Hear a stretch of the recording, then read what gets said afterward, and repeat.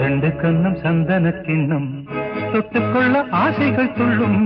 ரெண்டு கண்ணம் சந்தன கிண்ணம் தொட்டுக்கொள்ள ஆசைகள் துள்ளும். பூவை கையில் பூவை அள்ளி கொடுத்த பின்னும் தொட்ட தந்த கையில் மனம் வீசுது இன்னும்.